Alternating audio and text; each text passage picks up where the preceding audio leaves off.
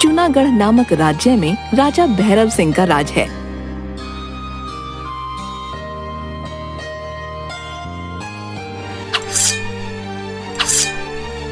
महारानी तारा भी एक योद्धा हैं। वो भी राज्य के लिए अपना पूरा योगदान देती हैं। हर रोज की तरह आज भी राजा ने जन सुनवाई के लिए दरबार लगाया। सभी लोग दरबार में उपस्थित हो गए।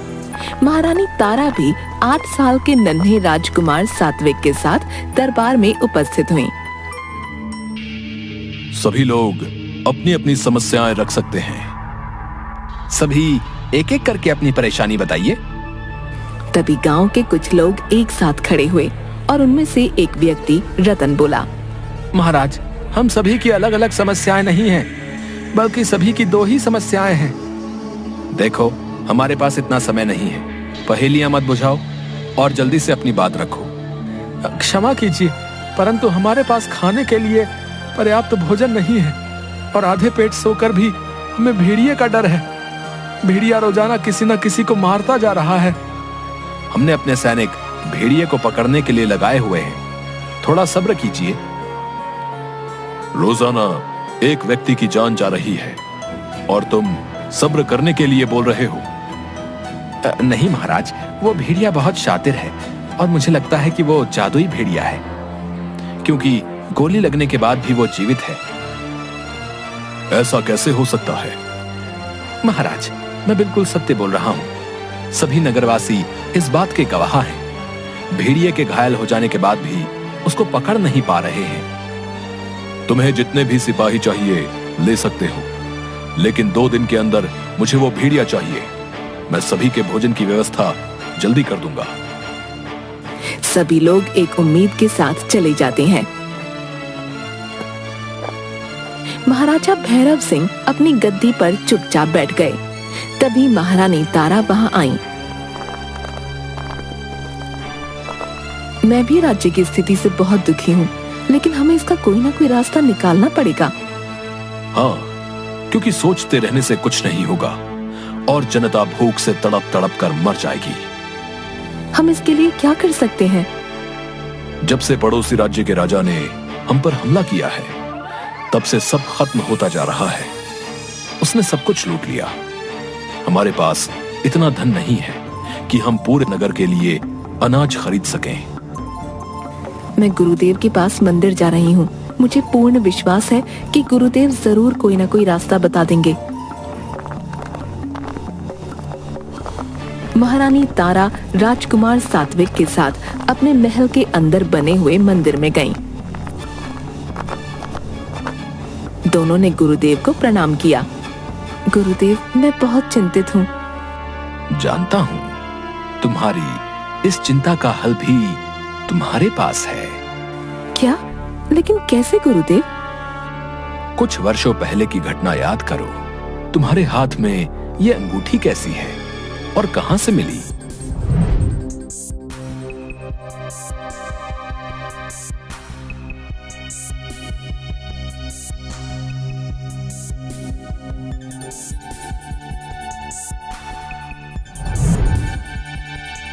महाराज, मुझे याद आ गया।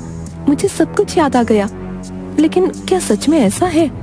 इतने वर्षों पहले का श्राप मुझे अब तक परेशान कर रहा है।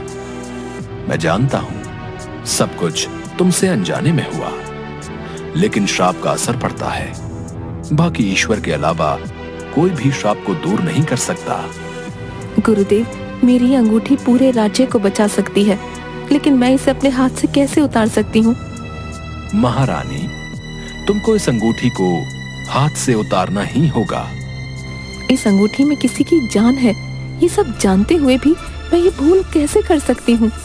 महारानी, आपने स्वयं इस राज्य की भलाई के लिए लंबी लड़ाइयां लड़ी हैं। आपने न जाने कितनी बार तलवार उठाई है। तलवार उठाना और अंगूठी उतारने में अंतर है। एक तरफ पूरा राज्य और एक तरफ एक व्यक्ति। अब आपकी इच्छा है कि आप किसको बचाना चाहती हो? महारानी तारा की आंखों में आंसू आ गए। तारा ने सात्विक का हाथ पकड़ा और अपने कक्ष की ओर जाने लगी। माँ, आप रोजाना भूल जाती हो कि इस समय हम कहाँ जाते हैं। ओह हाँ, मुझे याद ही नहीं रहा। ठीक है, चलते हैं।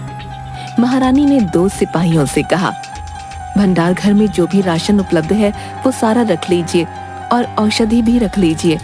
महारानी तारा आखिरी बचे हुए अनाज के दाने लेकर भी जनता के बीच पहुंच गईं और सभी को थोड़ा थोड़ा दे दिया।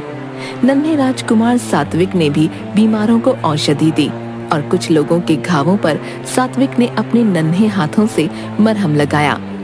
ये देखकर सबकी आंखें भर आईं। महारानी जी, जैसा भी समय हो, लेकिन इस समय भी आप हमारे साथ हो और खुद के लिए भी कुछ न बचाकर आप हमारे लिए ले आई हो। ईश्वर जल्दी सब ठीक कर देंगे। बहुत जल्दी राज्य से अकाल खत्म हो जाएगा। अब ऐसी बातें सिर्फ उम्मीद लगती हैं, बाकी हमें आपकी नीयत पर पूरा भरोसा है। आप सभी का पेट जरूर भरोगे। मुझे आज रात तक का समय दीजिए। मैं वादा करती हूँ कि कल से कोई भी भूख से नहीं मरेगा। महारानी राजकुमार को लेकर वापस महल चली गईं। राजा के पास जाकर फूट फूट कर रोने लगीं।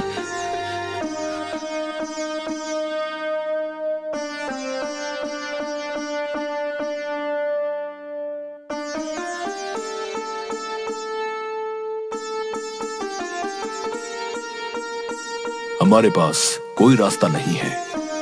अब तुमको ये अंगूठी उतारनी ही होगी। हाँ, मैं कल ये अंगूठी उतारूंगी। राजा और रानी दोनों महल की छत पर खामोश खड़े थे। दोनों की आंखें नम थीं। तभी उनको किसी के चीखने चिल्लाने की आवाज आई।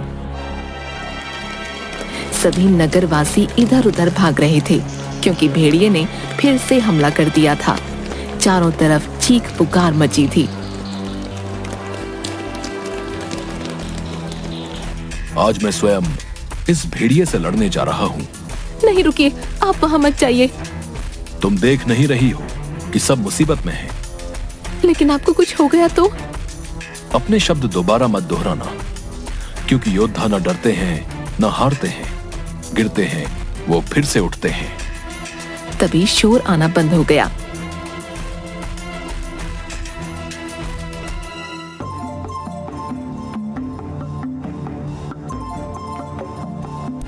इतने सैनिकों के होते हुए भी भेड़िया फिर से भाग निकला। लेकिन कल मैं खुद जाऊंगा। दोनों अपने कक्ष में जाकर सो गए।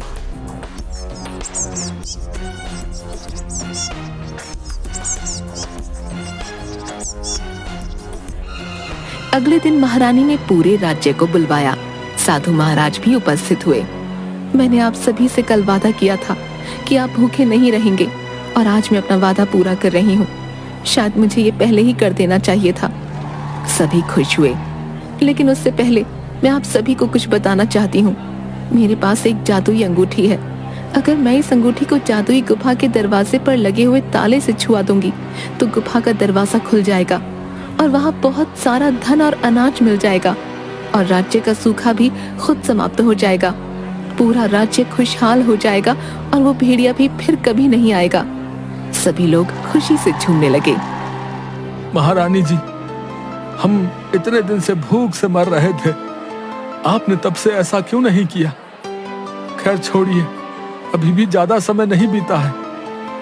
उस दिन से मैं एक माँ बनकर सोच रही थी और आज मुझे सबके चेहरे दिख रहे हैं, सबकी भूख दिख रही है, भेड़िए का क्रोध दिख रहा है, मुझे रोते बिलखते और मरते हुए बच्चे दिख रहे हैं। आज मैं उन सभी माँओं के बारे में कह रही हूँ। हम कुछ समझे नहीं। राजकुमार सात्विक की जान इस अंगूठी में है। राजकुमार सात्विक ही भेड़िया है, लेकिन इसमें राजकुमार का कोई दोष नहीं, सारा दोष मेरा है। सात्विक तो जानता भी नहीं कि वो भेड़िया है। मुझे वर्षों पहले श्राप मिला था।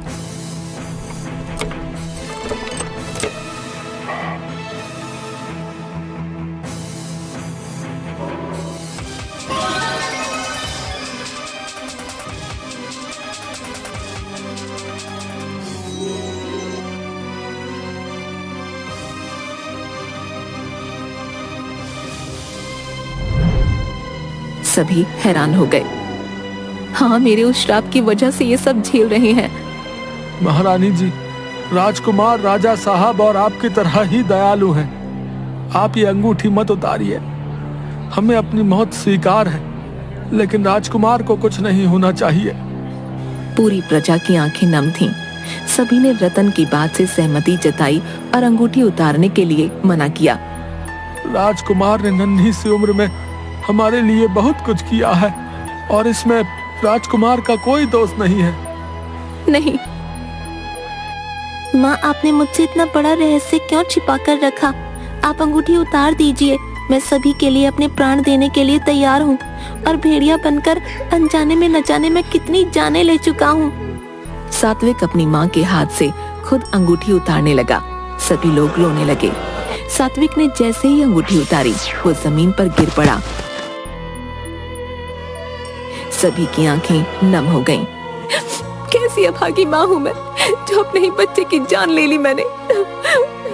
सभी मौन अवस्था में चुप खड़े थे, लेकिन गुरुजी के चेहरे पर मुस्कान नजर आ रही थी। गुरुजी, आपकी मुस्कान प्रजा के दृष्टिकोण से तो सही है, लेकिन राजघराने के इस वंश के अंत होने पर आप खुश हैं? क्षमा महारानी जी, आप स्वयं देख लीजिए, सब प्रभु इच्छा है। तभी बहुत तेज बारिश और तूफान आया।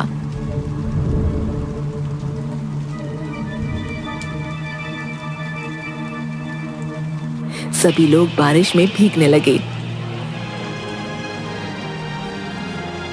बारिश की बूंदों से सात्विक भी जीवित हो गया, जिसके बाद सब हैरान हो गए और फिर खुशी में ईश्वर का धन्यवाद करने लगे। सात्विक मेरे पुत्र, तुम ठीक हो, तुम बिल्कुल ठीक हो। हे ईश्वर, तेरा बहुत बहुत धन्यवाद। ईश्वर तुम्हारी सत्यनिष्ठा, ईमानदारी और दयालुता से बहुत प्रसन्न है। तुम्हारा श्राप कट गया है। रानी जादुई गुफा तक गई और उसे जादुई खजाना भी मिल गया, जिससे सभी के भोजन, औषधि और बाकी जरूरतों की चीजों की पूर्ति हो गई। बारिश के आने से अकाल और सूखा भी खत्म हो गया और अच्छी फसल होने लगी। कुछ दिन में सब कुछ अच्छा हो गया।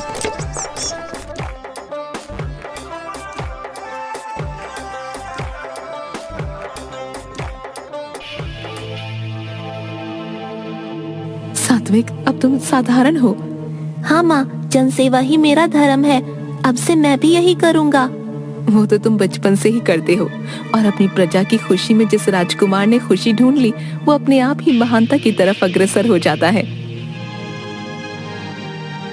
राजा भैरव सिंह अच्छे से राज्य चलाने लगे। रानी तारा भी श्राप मुक्त होकर बहुत खुश थीं। पूरा परिवार खुशहाल राज्य के साथ खुशी खुशी रहने लगा। शिक्षा, जो खुद को अंधकार में डालकर दूसरों के जीवन में खुशियां लाने की कोशिश करते हैं, ईश्वर उनके जीवन में हमेशा रोशनी करता है।